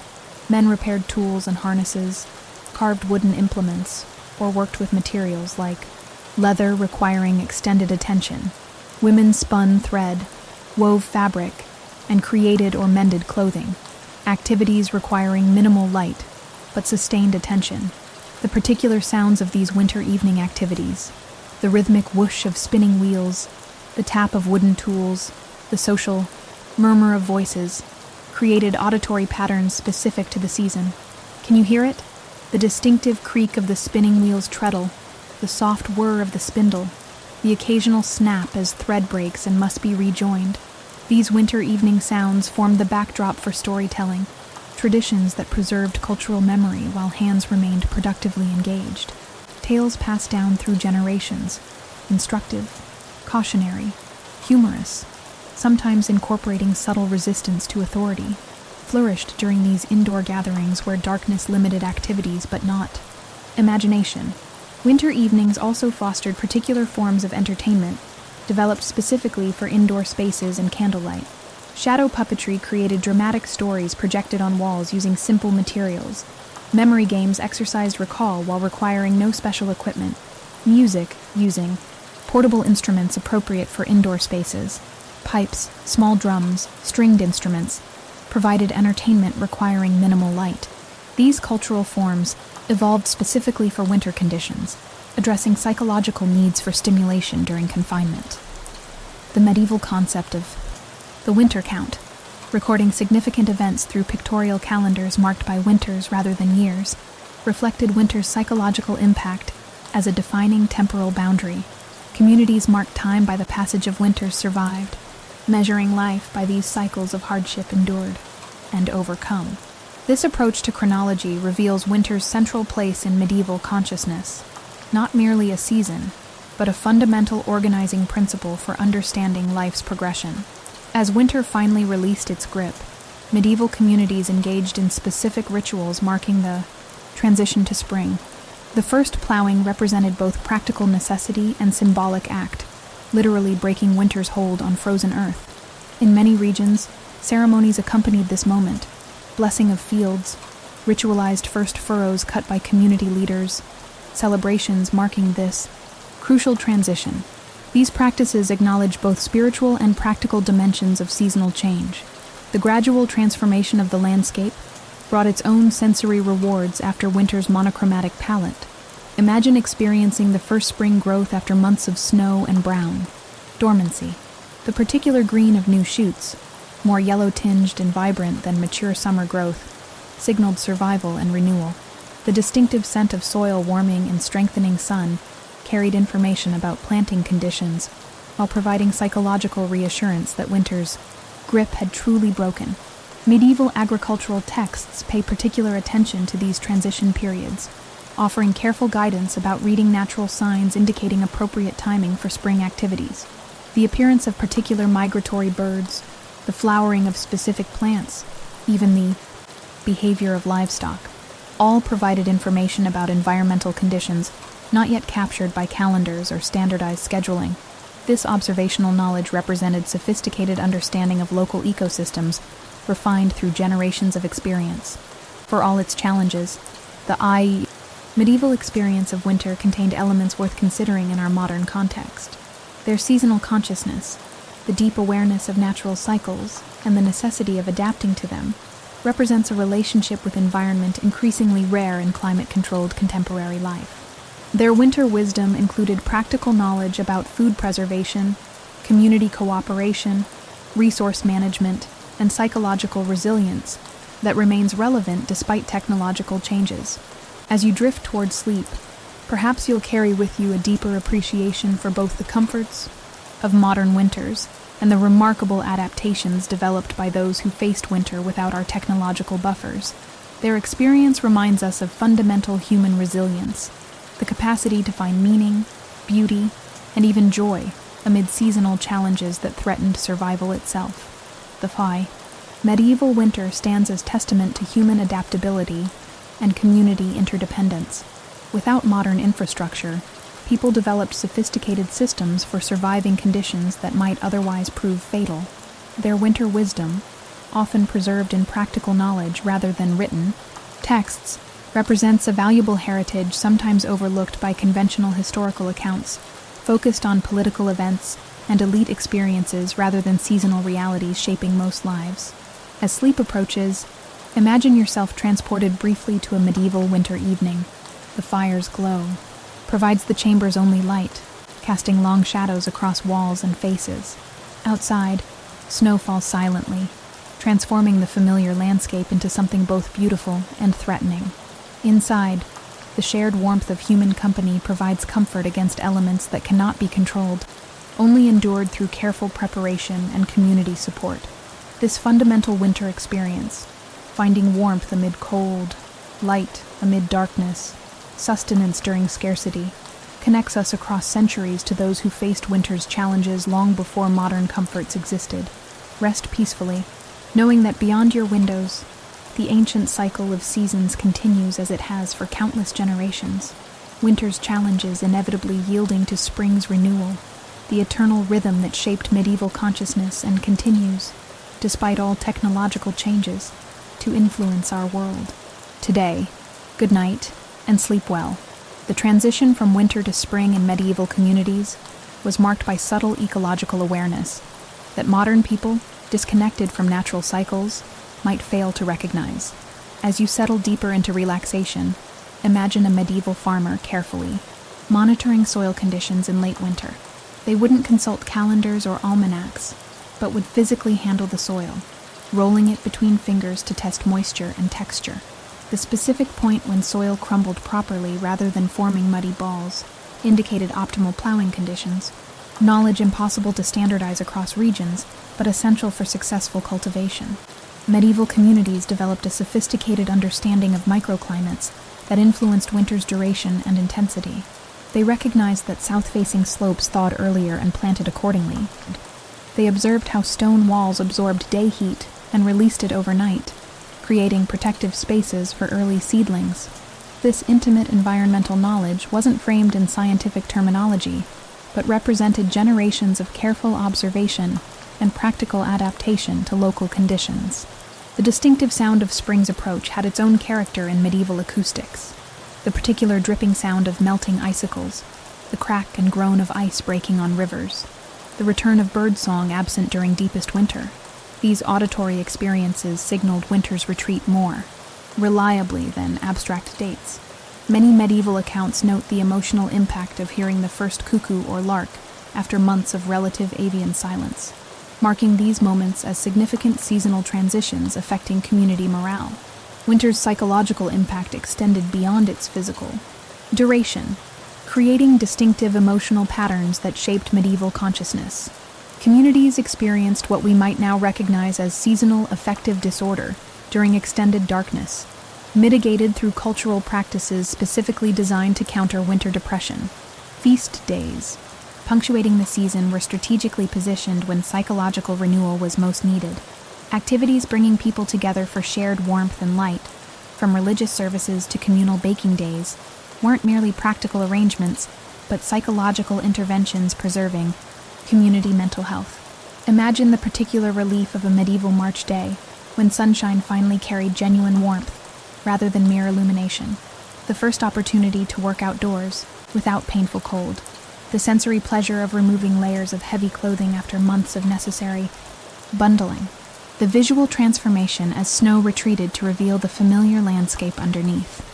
These experiences represented not just seasonal change, but psychological release from winter's constraints, a form of collective relief celebrated across medieval literature and folk traditions. The bi-wide seasonal cycle of tension and release shaped medieval emotional patterns in ways modern psychology is only beginning to appreciate. The severe constraint of winter possibilities, limited travel, restricted diet, confined activities, created a distinctive psychology of delayed gratification and careful planning unknown in our era of constant availability. Medieval people necessarily developed psychological resilience against seasonal hardships, creating cultural frameworks that acknowledged winter's brutality while maintaining confidence in eventual renewal. Winter's legacy appears in medieval linguistic patterns that reveal its cultural impact. Many languages developed extensive winter-specific vocabulary, dozens of terms for different snow conditions, specific names for winter winds from particular directions, elaborate terminology for ice formations, reflecting winter's prominence in daily experience. These linguistic adaptations preserved crucial environmental knowledge, while creating cognitive frameworks for understanding winter's variations beyond simple concepts of cold or snow. For children, winter created formative experiences profoundly different from modern childhood. Imagine being a medieval child, knowing that your family's survival partially depended on your contribution to winter preparation and management. Children as young as 4 or 5 participated meaningfully in winter tasks, gathering kindling, feeding animals, monitoring stored foods for signs of spoilage. This early responsibility created a relationship with winter that balanced respect for its dangers with confidence in human capacity to prepare and endure, a psychological framework fostering both caution and resilience. The medieval experience of winter darkness deserves particular attention as you drift towards sleep. Without artificial lighting, darkness represented a fundamentally different phenomenon than in our illuminated modern world. True darkness, the absolute absence of visual input beyond firelight or occasional moonlight, created both practical challenges and psychological effects difficult for contemporary people to imagine. Medieval communities adapted through distinctive social patterns, specialized technologies, and cultural frameworks addressing both practical and existential dimensions of extended darkness. Imagine the particular quality of a medieval winter night, the profound darkness outside, the limited circle of illumination around the hearth, the gradations of shadow defining the dwelling's edges. This visual experience created natural boundaries between activity and rest, work and contemplation. The need to conserve precious lighting materials, candles, rushlights, oil lamps, imposed natural limits on night activities, creating sleep patterns more aligned with natural light cycles than our electrically extended days. The sensory experience of winter nights included distinctive sounds monitoring for potential dangers, the crack of a branch breaking under snow weight, the howl of wolves grown bold with hunger approaching village edges, the particular sound of winter wind finding entry through building seams. These auditory inputs weren't simply background noise, but crucial information requiring appropriate response, making sleep itself a different experience with one ear always alert to environmental signals. Yet winter nights also brought unique pleasures worth remembering. The unusual clarity of stars on cold nights when atmospheric moisture crystallized out of air, the distinctive hush of landscape under snow-absorbing ambient sound, the comfort of shared body warmth under layers of woolen blankets and furs. These sensory experiences created winter-specific memories that balanced hardship with moments of beauty and connection, a full-spectrum relationship with winter that contemporary comfort sometimes diminishes. Medieval winter wisdom extended beyond survival techniques to include philosophical approaches to seasonal constraints. Communities recognized winter as a necessary phase within natural cycles, rather than an enemy to be defeated. This perspective fostered psychological resilience through cultural frameworks emphasizing winter's role in natural renewal. Dormancy wasn't seen as death, but essential rest. Darkness wasn't merely absence of light, but space for different forms of awareness. These conceptual frameworks helped communities maintain morale through conditions that might otherwise foster despair. The medieval relationship with winter offers valuable insights for contemporary challenges, despite vast technological differences separating our experiences. Their sustainable resource management, carefully calculating consumption against available supplies, represents ecological wisdom increasingly relevant as modern societies confront resource limitations. Their community interdependence during scarcity demonstrates social adaptations worth reconsidering in our individualistic culture. Their seasonal consciousness, deep awareness of natural cycles and necessity of adaptation, offers alternative frameworks for understanding human relationship with environment. Winter experiences also shaped medieval spirituality in distinctive ways, visible in both official religious practice and folk traditions. The prominence of light, imagery in winter, religious observances, candles at Christmas and Candlemas, bonfires at midwinter celebrations absorbed into Christian practice, symbolic lights marking seasonal transitions, reflects psychological response to darkness through spiritual metaphor. These practices acknowledged winter's challenges while providing both practical illumination and symbolic reassurance that light would return, addressing physical and existential dimensions simultaneously. As you drift toward final sleep, consider how medieval winter experiences connect to universal human themes transcending historical differences. The fundamental challenge of maintaining warmth amid cold, finding light within darkness, preserving sustenance during scarcity. These experiences create connections across centuries to those who faced winter's challenges long before modern technologies existed. Their winter wisdom reminds us of human capacity for adaptation, community cooperation, and finding meaning within natural constraints. The medieval winter stands not merely as historical curiosity, but living heritage relevant to contemporary challenges. Their intimate knowledge of local environments, their sustainable resource management, their community interdependence during scarcity. These approaches reflect wisdom worth reconsidering as we face environmental challenges requiring similar adaptations. While we wouldn't choose to return to their material conditions, their relationship with winter offers valuable perspective on human capacity for resilience within natural limitations. As sleep claims your consciousness, Imagine once more a medieval winter evening drawing to close. The fire has burned to glowing coals. Family members have settled into shared sleeping spaces for warmth. Conservation. Outside, stars shine with exceptional clarity through crystal air. Inside, breathing settles into steady rhythms of rest. The medieval winter night enfolds the household in darkness that isn't empty, but filled with potential. The necessary dormancy before renewal. The quiet essential. For growth, the darkness that makes light meaningful. Rest now in the knowledge that winter has always required human adaptation, and always yielded eventually to spring. This eternal cycle shaped medieval consciousness, just as it continues, despite technological buffers, to influence our world. Today, their winter wisdom, practical, psychological, philosophical, reminds us of fundamental human capacity to find meaning and beauty, even within seemingly harsh conditions. Sleep peacefully, carrying with you appreciation for both modern comforts and the remarkable human adaptations that helped ancestors survive countless winters before these comforts existed. Their resilience flows through time to you, a reminder of the enduring human capacity to endure seasons of hardship while maintaining hope for inevitable renewal.